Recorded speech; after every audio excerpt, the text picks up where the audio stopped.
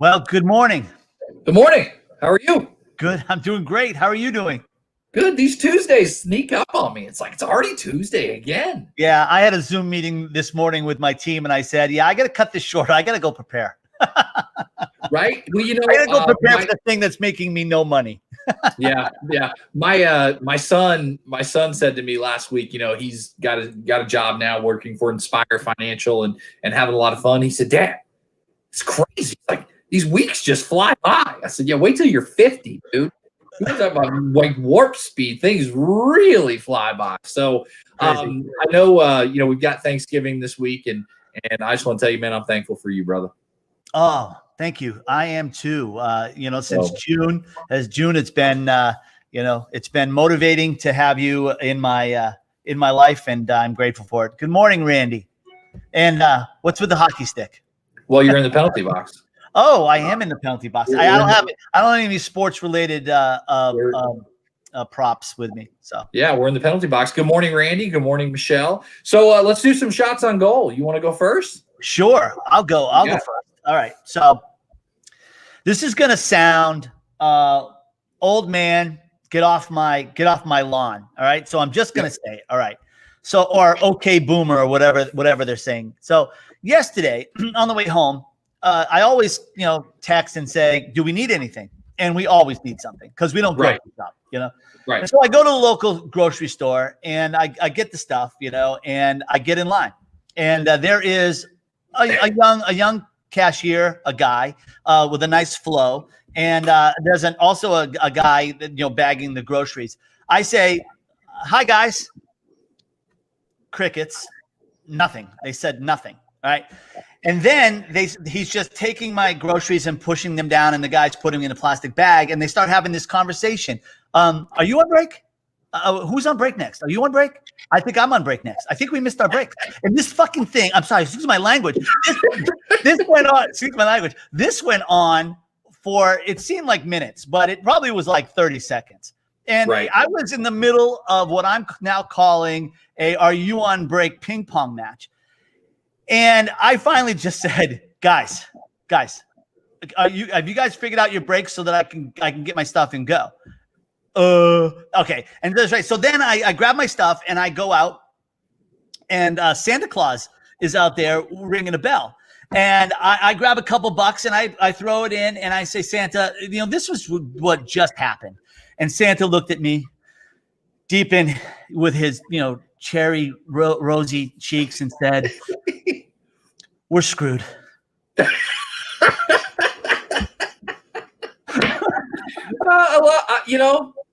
I love that. By the way, good morning, Joanne. Good morning, David. That's loving that Bob first thing in the morning. In our world. Good morning, Brian Wagner. Brian's got a great live that he does. Good morning, Robert. That's funny. I have two shots on goal because I normally kind of bring more than one. My first shot on goal is, dude, we scored some toilet paper this week. Sweet. I didn't know we were rationing again. Oh, it is. It's crazy, man. It is. I started to drop the F-bomb too. It's freaking crazy. You go to Walmart or go to your local grocery store, Costco, say whatever, right? And there's no toilet paper. There's no toilet paper. There's no paper towels. It's gone again. And it's such a weird thing because I think what happens, like this happened to me. Like I went to the grocery store with a list of stuff we needed, and toilet paper wasn't on the list. But as I'm walking through the aisle, good morning, Kellen. As I'm walking by, I happen to see like the whole thing is cleared out, but there's like five 24 pack. I'm like, well, I better get one, right? So I get. And I'm feeding in probably to the toilet paper epidemic, pandemic, craziness, whatever again. And I'm like, I'm an idiot. But now we've got like 900 rolls of toilet paper. We still have toilet paper from before. It's almost silly. Well, manufacturing. We knew. Did we not learn a lesson from January, February? Yeah. I've walked by it a million times going, yeah, that's never going to happen again. I'm not going to buy it. So, yeah. Well, I posted something in our Megamind group this week and also in the Megamind Pro group about, the numbers for Walmart, Costco, Sam's Club, all those, they're up 80% over prior year. And that the way we shop, our patterns have changed. The stat is now that we will make one very well thought out trip to the grocery store, and we will buy everything we need for a week. We're meal prepping for weeks. We're putting a lot of thought into what we do now when we go out versus what we did a year ago, or even, back to January and February. And part of my thought process is we have to change the way we go to business as salespeople and as marketing people. And if you're not taking advantage of doing live streams to promote your business, or if you're not taking advantage of, audio and video and things like that on LinkedIn, you're missing out. And which is a great somewhat lead into our guest today, Joe, which we'll talk about in a minute. I have another shot on goal. Shout out to Pat Quinn, who passed away yesterday at 37 years old. Him and his friend were the ones that started the Ice Bucket Challenge a few years back, and he passed away at 37. In 2014, I have the numbers written down. They started the Ice Bucket Challenge that went viral. 17 million people poured water on their heads, as the number. $2.5 million was raised within 48 hours, and overall $115 million was raised for ALS. Wow. Which is staggering. From people tagging other people. You think about like just how just some of the simplest things that can go kind of crazy and then bring value in a world that's full of just weirdness. And so anyway, that was my shot on goal today with toilet paper and Pat Quinn, and shout out to him.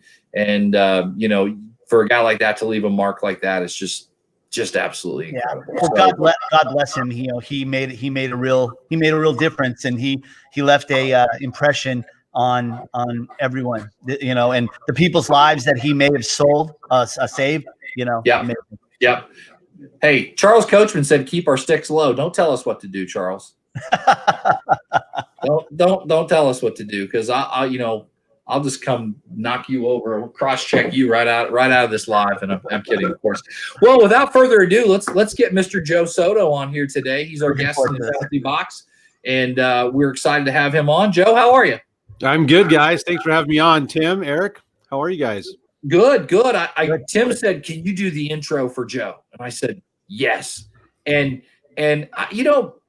there are so many things about Joe I think that we could say, right? We could just read off all that stuff and read your resume. But I kind of looked at it and I thought, if I was you and I was going to be introduced with 3 or 4 words, Joe's a brand builder. And do you agree with that? I'm okay with whatever people want to call me. He's also he's a family builder. I am a family builder. I'm working on the brand building consistently for the last, 12, 15 years, but that's fine. Yeah. Well, there you go. I'm just going to call you a brand builder. So first question for you straight out the box. You were at the Patriots Falcons Super Bowl. I was. That was an incredible game. It was the only Super Bowl to go into overtime. Yeah. It was the only, I think it was the greatest comeback in Super Bowl history. It may be the greatest comeback. And it was Tom Brady's record-breaking Super Bowl win. Yes. And that game, first of all, this is a testament to doing good work. That ticket was a gift from a client. So if you're producing results for clients, they might send you a Super Bowl ticket. My wife and I went down. It was in Houston, and it was incredible. The whole thing. Now we were surrounded by. Now I'm a Dolphins fan, so right. I've been a Miami Dolphins fan for many years since I was a kid. Yeah, and so I've always hated Brady because he wouldn't get out of the division for years. Of course, he's owning the Patriots in that division, and I'm a big football fan. I love football. I played football in college, and I so badly don't want Brady to win. And the Super Bowl, because he represents the division, I'm rooting for Brady. So we're wearing Patriots gear at the Super Bowl because you have to pick a side. If you're going to the Super Bowl, you got to pick a side. Right. So I justify it that way. But we're surrounded by Falcons fans that, were all celebrating the entire game until the end. Except for one guy next to me was a Cowboys fan. I said, what are you doing here? He's like, he's in Cowboys. He said, we bought tickets. We were so sure the Cowboys were going to go to the Super Bowl, and then the Falcons beat us. At any time, did you want to take the Patriots stuff off and show that you were wearing a Merino jersey underneath? Yeah, it was hard to do, but I think if you're going to the Super Bowl, it's like the ultimate respect. You got to pick a side to a team. And but yeah, I feel bad. Marino never won a Super Bowl, and he gets to watch somebody like Brady win 6 of them. Yeah. So you played football? Did you play at William Penn? I played at William Penn. Yeah. So what position did you play, out of curiosity? I was a wide receiver, and I played for 2 years. I was going to say, I started having children. Yeah, there you go. William Penn has been at the NAIA level, right? They are NAIA now, but back then they were NCAA Division III. Division III, yeah. And they somewhat have been a powerhouse at that in their level, right? At the William Penn that I was a part of was not a powerhouse in the conference. Okay. We were in the Iowa Conference, and there's a lot of Division III schools in the NCAA Iowa Conference. Co-College, Warburg, Central, all these Iowa schools. And we were never really good, which was an opportunity for me. I went there because I wanted my father to be able to watch me play football. And it was only an hour from home. That was really the deciding factor to go to that school, which was very fortunate. He got to see my freshman year games, and I got to play in those games. Right. Because the team was so bad, it was like an open door for me to come in and play. And nice. He passed away right after the season was over, and there was an opportunity for him to see me play. So I'm glad I chose that school. But man, we were terrible. We were awful. Did you have wheels for a guy at 6'3"? I was pretty fast. I'm not as fast as my now 16-year-old son, who is blazing fast. But I was pretty. I had really good hands. Yeah.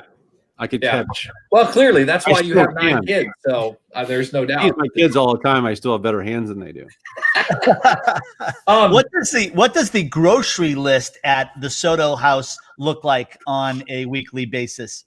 If you only knew, man. We go through what we just every Monday we have. I think it's 8 dozen eggs delivered.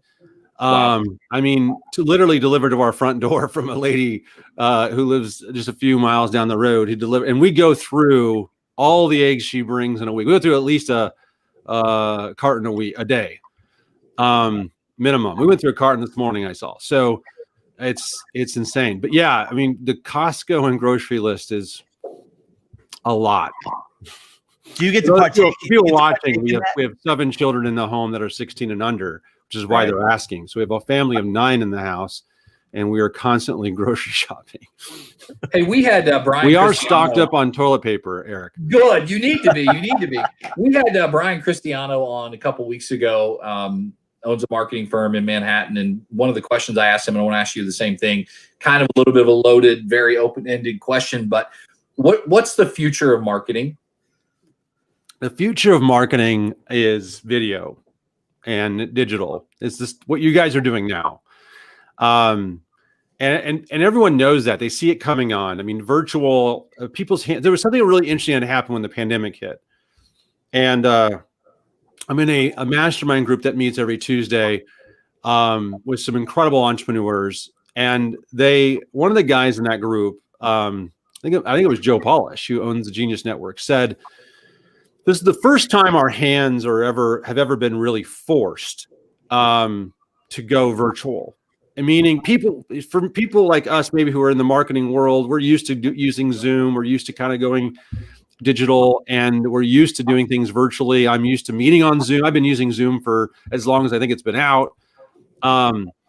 But for everyone else, traditional companies that are used to dispersing sales reps out in the field or sending people to conferences and trade shows to work to business develop, their hands are being forced. And so people are trying to figure out, how do I go virtual and how do I do more of my business virtually? Well, the best way to connect with people is face-to-face, right? If you can get face-to-face with people, I always say in sales, I had a sales training company for 10 years.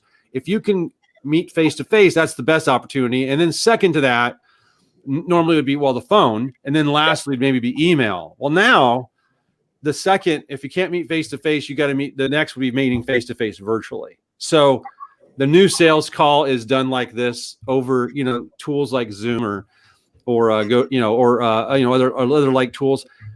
you're using StreamYard to go live on Facebook. Anybody can do it. I had somebody congratulate me on my show, and I'm like, well, you don't have to congratulate me. It wasn't like bestowed to me. It wasn't like given to me out of thin air. You just create your own show and just go live. Yeah. And so I really admire what you guys are doing. You have a theme for your show. I think you have one of the best names for a show ever. I love the name, The Penalty Box. So I think virtual and video going live. I think for digital attraction, if you want to attract customers, going live digitally and then using that as a mechanism to build your list, to be able to add value. There's nothing else like it. Yeah. Virtual. I think we've been talking about that, in our Megamind group for obviously since way before June's got here. And so very cool. What are the top 2 or 3 lead generating apps out there that you're seeing right now? Using anything? Yeah, so I'm not. So but I am familiar with a lot of the tools. So I actually I go through a few things like this, but one of them is called the Leads Extractor. So you can pull it up on the page. So it's the Leads Extractor, which is the Leads EXTRACTOR. So if you want to find it, so that the leadsextractor.com is really cool. We used for the longest time, I think it was called findthatlead.com.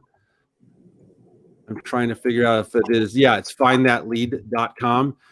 But the Leads Extractor is really cool, and it allows you to do some really neat things. But I tell people, there's a ton of tools, right? So the if you're going to use like findthatlead.com, that'll help you build your list out. D7 Lead Finder is one that our agency used for a couple of years and recommended in our courses. Is also very good. It'll help you extract data and information out of from small businesses and give you names and emails and all that. All these tools are great. The key is in using them, and the other key is in hiring or bringing on maybe someone who's like a virtual assistant to use them for you, so you don't spend your time trying to use these tools like the Leads Extractor or D7 Lead Finder or Find That Lead, but somebody else does it to fill your pipeline to book the appointments for you. I have the Lead Extractor, which I have to, every time I think that name, I have to think about Bruce Hemablau calling it the Lead Sextractor. I know. But you be careful how you're spelling it. I mean, how you're spelling it. Yeah. Yeah, it is a phenomenal program, and I got that through you. Yeah. Through your Not So Average Joe show live that you did, and it's just phenomenal. Tim, I'm hogging up all the time here with Joe. No, we're talking about tools. So Joe, from one agency to a person who teaches agencies, what's your go-to CRM? That's the first part of the question. And are you? I noticed that you are HubSpot certified. Sometimes in the agency world, we call that HubSpot the unicorn from Cambridge. So I'm kind of wondering what your thoughts are on all of these different kinds of tools. A tool is a tool. If you don't know how to use it, it doesn't do you any good. Yeah. So HubSpot's great. And we were an early adopter of HubSpot in 2011. Our certification with HubSpot came in 2012. And we used it through, I want to say 2015. And then we switched to Pipedrive. It's much more of to me, it's a simpler sales CRM. And for agencies, Pipedrive has served us very well and served a lot of my students very well. But HubSpot's kind of evolved and kind of came back around, making it more affordable. When we were originally HubSpot certified, it was like $1,200 a month minimum, right, just to have it deployed. And we would resell it to clients, which was great because there's good commission in it. But as a tool for our own small boutique agency, it wasn't worth keeping around for the pricing. So we stopped. They've been trying to get us back ever since. Right. So that's, I would tell people, I mean, I don't get caught up too much in too many tools for the business. So you can have a good CRM like with Pipedrive. We've used Asana for years, and we're exploring Airtable right now, which is really cool for kind of being a hub for content and project management. Okay. But we most of our task and project management is on Trello.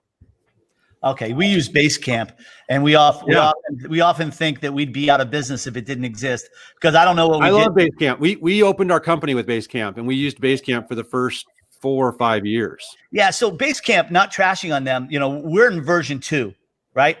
They upgraded to version 3, and it stinks. And I don't understand why they would do it. It would seem to work so well. So anyway. Yeah, we switched from Basecamp to Asana like in 2014, I think. Right. Cool. Hey, I was going to ask you, because I've heard you say this a couple of times, and it's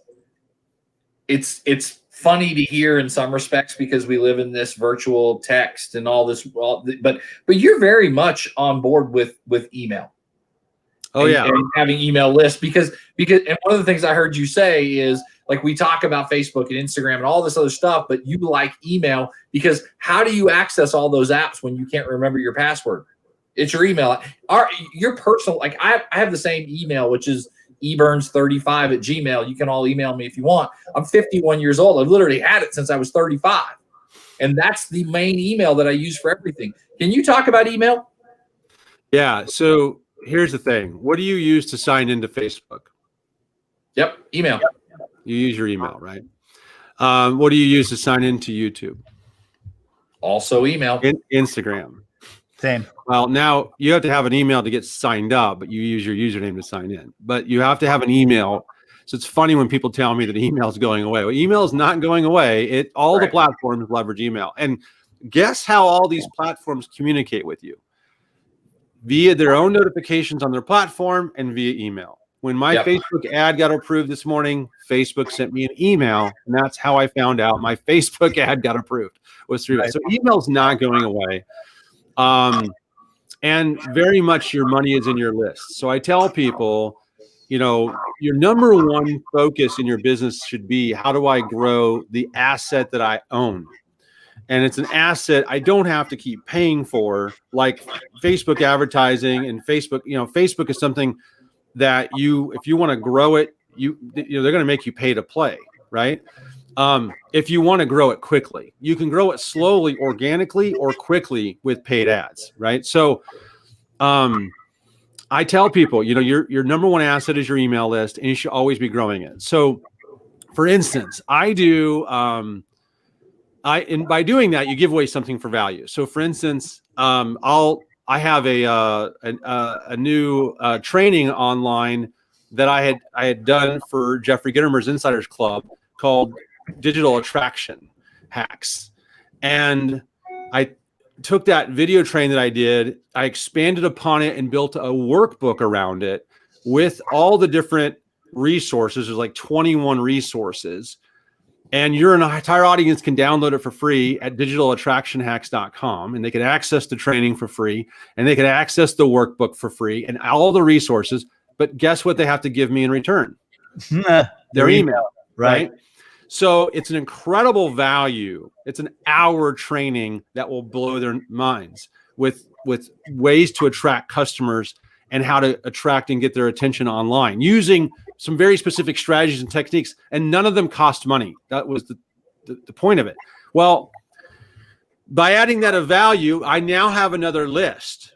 Okay. And that particular list goes into a 10 email follow-up email sequence. If people want to learn how to do this, that each email follows up about one email every 2 or 3 days. Over the course of like 15, 20 days, you'll get 10 emails from me with more hacks, more value. And so it just continues the value. And so by the time they're done with them, they're like, I'm never getting off this list because Joe keeps giving me some pretty cool stuff. Yeah. Which then, and really recently, I've been playing with different promotions. Unfortunately, so many people dropped all these different things. In November was a big promotion month. But, and I promote more in November than I do any other month, actually. November, October is probably my biggest promotion months. But That email list, just by recommending other products and earning affiliate commissions, adds another 6 figures of revenue stream into our company just from our email list. And then anytime we launch a product, we launch it through our email. Anytime I want to decide I want to do coaching programs, and I learned this from somebody a while back. They said, here's the best way to get coaching clients. Just email your list and say you're going to have a coaching program and then limit it. And I did this. And the first time I did it, I was like, okay, I want 20,000. I want 20 people at $2,000. And I'm only going to limit to 20 people. I've since lowered my mentoring groups to 10. I've only done it 3 times, and I'm not doing another one to the new year. So I'm not promoting that here. But here's the point. He said, just send an email and just say, I'm opening up a private coaching group for a small group of people. Would you be interested? Reply if you're interested. And that's all the email said.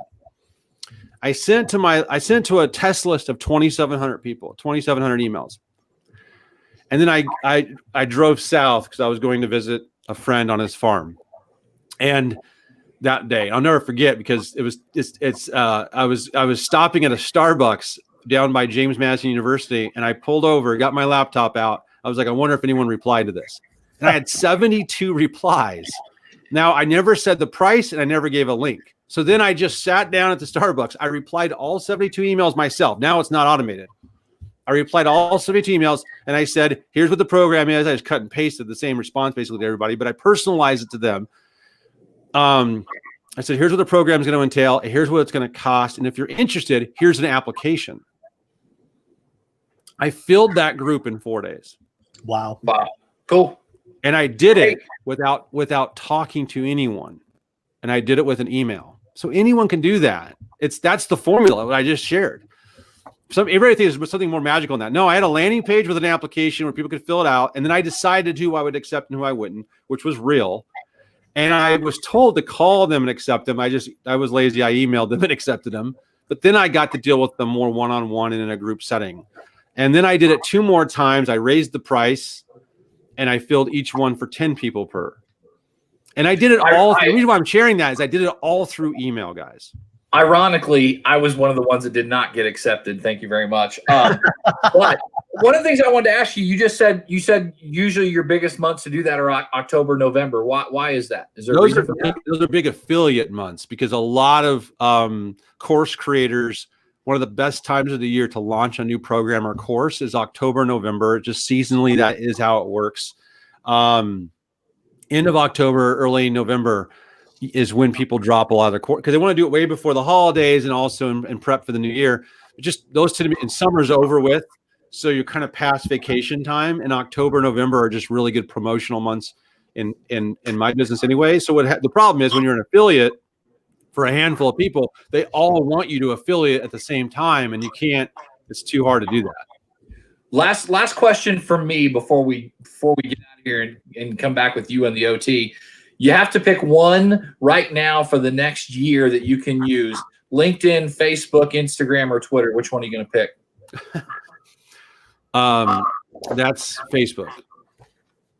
Okay. So Facebook still rules that land. I'd probably pick YouTube if you threw that one in, but you didn't put that one in. But if it was a social platform, a true social platform, Facebook, LinkedIn, Facebook. And here's why. Facebook is still the cheapest to advertise on. And you can advertise content for very little money, 10, 20 bucks, and turn that into money. And it's a lot more expensive to do that on LinkedIn, and it's more expensive to do that on YouTube. Twitter's out unless you're going to do some PR and stuff. Twitter is just does not have the type of reach that Facebook now has, but Facebook for sure. Yeah. Now keep in mind, for my audience, for some people, I would probably recommend Instagram, depending on their audience. But for me, Facebook, it's got more versatility.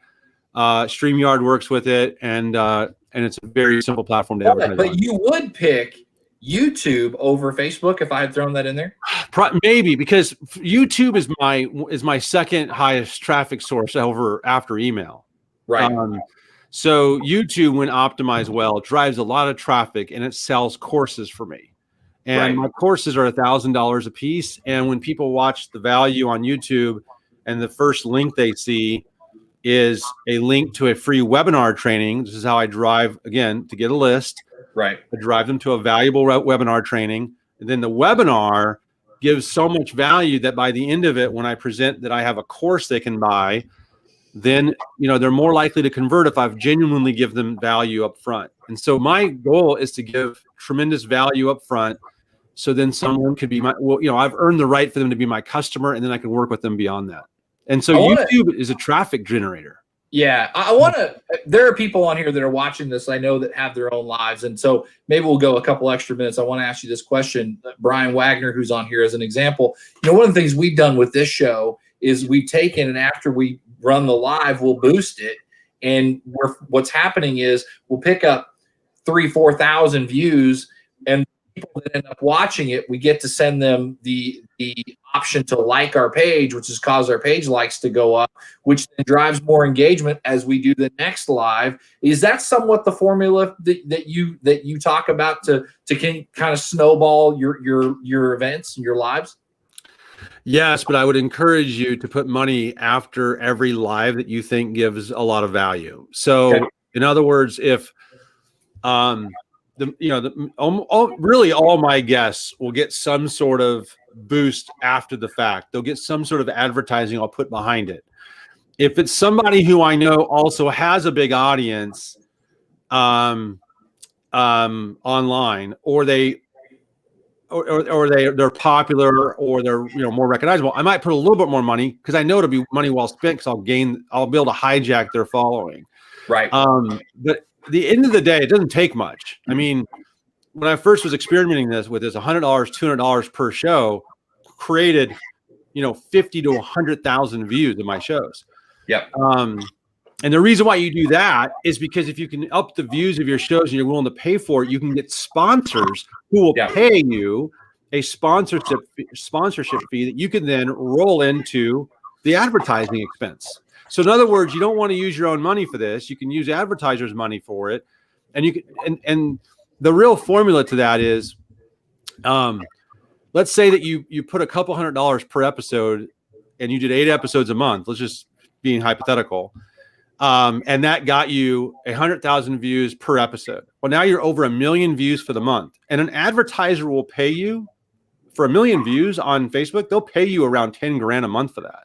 Yep. Wow. And the net you'll only spend 200 times $8 or times 8 times what? So $1,600, and maybe call it $2,000 in advertising spend, and the rest is profit for your show. So that's a how do I make my show profit model. And so what I'm doing is I'm building my show up, because I'm new, to get it to where I can show an advertiser. And then what the real killer is, this is why I learned this from a couple people specifically, is once you get one advertiser, you just get 2, and they're both paying for the same amount of views, but you got two sponsors per show. Well done. Or per month. And now you just doubled your revenue that you're bringing in because you're highlighting, but you don't want to obviously over pollute it with sponsors. So this is my last question. If we were going to boost a Penalty Box Live with the great brand builder Joe Soto on the show, who would we target? I would target people who for sure would know who I am, or people that are very similar to me. So for instance, I was the lead trainer for Tai Lopez. And in his social media marketing agency program that did over $40 million in sales. I am the only time I'm ever recognized in public is by Tai Lopez students who will see me randomly. And it's about once every other month or so, I'll get recognized in public from somebody who says, "Oh, I saw you on Tai Lopez's course." Now I was down in Austin, Texas last week, and a guy sitting at my mastermind table. I was there for the War Room Mastermind, which is put on by the owners of Digital Marketer. And there was a guy there from Orlando. There was 2 people that recognized me. The guy sitting at my table, though, said, "I actually only have your course," which made me feel good. Said, "You don't have ties?" He said, No, I actually know you from your course. But that's funny. But so you would target like Tai Lopez and social media marketing as a matched interest, because those people will know who I am and want to hear what I have to say. So to talk, and I'm asking the question somewhat because it's kind of funny to because we're going to boost this. But would you target males or females? Would you target males over 30 to 50 years old? What would that look like? Because I think people are afraid of looking at that, and they don't know. Yeah. So it depends on every audience, right? So if you guys are probably going to, as a show, because of the nature of the show, you'd probably skew more male, right? Yep. Just because it's two males on the show and it's called the penalty box. That doesn't mean you don't have female listeners, and I see several here, but you're going to skew towards that in the attraction marketing. So it really, that's dependent on person to person. Yeah. And for me, my audience is also more male dominated. Right. Tim, you got the last question. And I have a guy on my show today, and we're talking about Facebook audience targeting, and he's an absolute wizard at it. Oh, cool. Then we'll definitely chime in. Now I'm going to save all my questions for the OT. I know that Bruce had one. If Wes, you could bring that up real quick and have him answer that question, and then I'll save everything else for the OT. And we need to promote who we've got coming on next week. So there's two things that businesses should technically have on their website. This is a great question. Should every business have a lead magnet on their website, and why? The answer is depends what your objective is. If your objective is just to be handing someone a brochure as they land on your website and hope that information entices them to want to inquire or take the next step with you, then that's fine. But if your answer is, I always say to people, what's your main objective? Someone hits your website, what's the one thing you hope that they do? And it typically is, contact us, buy from us, or reach out to us. Okay. So, if you just meet someone, if someone's finding you through search, or someone's finding you even through a recommendation, and they're just checking you out versus some other competitors, they're shopping you or just trying to learn about you, then there's only two ways for you to follow up with them. One is if you at least get some way to follow up with them, their email or phone number. Text marketing is also really important. Or follow up with them with retargeting ads. Having a Facebook pixel code on your website, having a Google code on your website. You can now do LinkedIn, and you can send people and serve them ads within minutes of them being on your website. And so now you have a mechanism to follow up with people who bounce off your website because, according to the stats, over 90% of the people who visit any website are going to bounce off and leave. And so when they do that, how do you follow up with them? So you either have a pixel and you're following up with ads, or you're following up with an email correspondence because you gave them something of value on their website. So my objective when people land on any of my sites is I want to give them value in exchange for an email, period. Yep. Because that email, the money is in that list. And so I know I can continue to give them value. And that ultimately, even if they haven't bought a course from me, they might. I have so many people who go, I bought your course after a year of following you. And so I had to follow up with them in order for them to come to a position where they go, or either now I have the money, or now I have the time, or now I feel confident Joe can deliver value at that higher price point. Do you know the average number of what that follower has followed me for X until I actually landed them as a client? I don't. And that's really depends on the psychology of it. So people are convinced in different ways. They're actually only convinced in one of four ways. So if you want to get into sales psychology, which is really my background, I spent 10 years as a sales trainer teaching NLP and psychology. But the four ways are: there's people that are convinced instantly, meaning they only need to see something once to be convinced. They see proof of it one time and they're convinced it can work. They see one testimonial, they see one success story, they hear from you once, present, and they're convinced. The other type of person is somebody who's convinced over a period of time.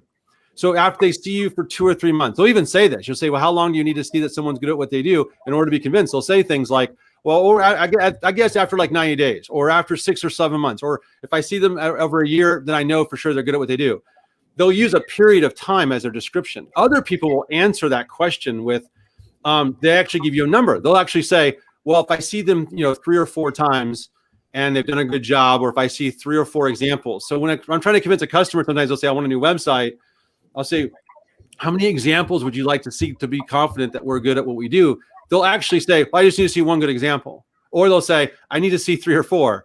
Or some will say, I don't know, I need to see several that you've done over the last couple of years, period of time.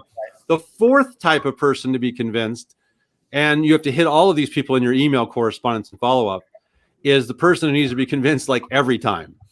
These are the most difficult clients to deal with, because every time you go to see them, they need to be like reconvinced why they're even doing business with you. Tell me why we're doing this again. Tell me why I need to be buying this, or why should I be using you guys and not somebody else? Every time it's like, wait a minute, we just went through this, or you're already my customer. Why are you asking me this again?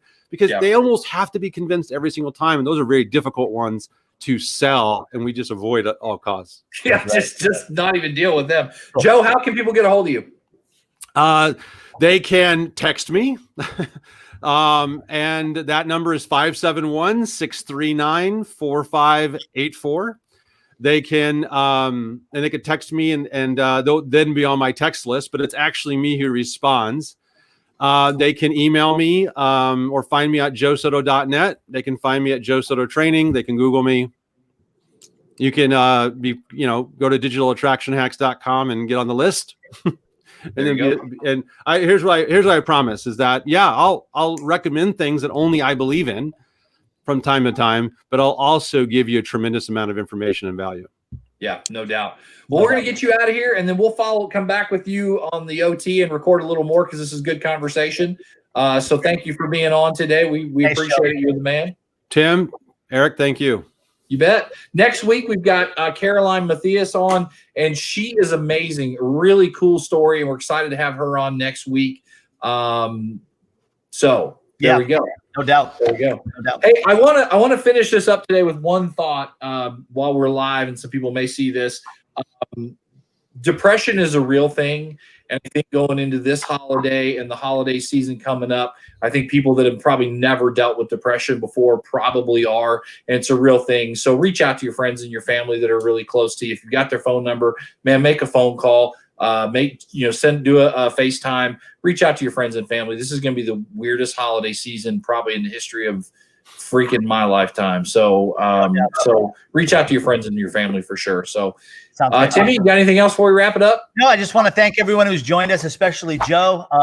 Happy Thanksgiving. Our Thanksgiving Happy Thanksgiving to you guys. Turned upside down with someone close to us who's been tested positive. So we're just gonna hunker down and enjoy, and I'll be watching all of your lives, and Joe, we'll see you on the OT. All right, thanks guys. Thanks for having me. Yeah, thanks.